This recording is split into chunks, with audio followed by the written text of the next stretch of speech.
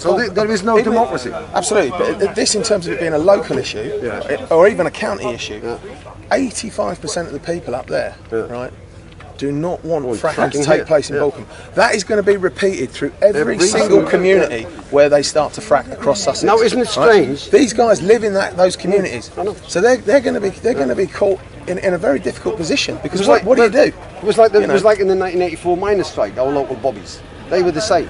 Oh yeah. So, but what I'm saying is that if 85% of people don't want the wind field, don't want the wind farm, then they don't have a wind farm. 85% of people don't want this, but they're still having it. What's the difference? You know?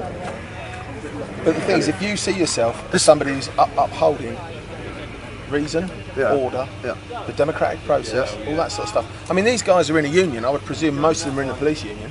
That union wouldn't exist if it wasn't for civil disobedience and protest. So the very rights that these gentlemen and ladies have was achieved by stuff like this, and I'm sure they all understand that, and you know, they're not fools and they know it. I mean, for instance, the fact that there's a lady police officer.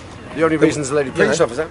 The only reason why she's got a vote is because of civil disobedience and protest, let alone actually her ability to enter the police force and become a sergeant and command men. That wouldn't have happened without civil disobedience and protest. So that's got to be remembered. But the thing is, what is this idea of democracy that is being upheld? Because if a local community don't want something, is it right that the rest of the nation can impose it upon them and say, well, actually, that local level of democracy, that's actually not democracy, because the rest of the country, a little slip of the tongue, the rest of the country don't care about how you all feel about that happening. You're gonna take the risks on board, and we already know that 2 of the whales, certainly one of them has definitely failed up around Blackpool, possibly 2, right? 2 of them have failed. So that's a 50% failure rate. Well, you put in 3,000 wells in Sussex, that's 1,500 that are going to start leaking. I mean, 60% of all wells fail. That's scary stuff, isn't it? 60% of all wells fail. So you're never going to have a community agreeing to what's going on. So at a local level, in terms of the parish council, you've got a democratic process which says we don't want it, overwhelming majority. That's then going to be repeated at county level. Overwhelming majority is going to be we don't want it. So all your county councils are going to have to look at themselves and say, hang on a sec, if we get behind this, we're not going to get re-elected. Right? And then that's going to happen at national level, isn't it? Because nobody in the end is going to be not a NIMBY. Everybody's going to be not in my backyard because it's going to be everywhere.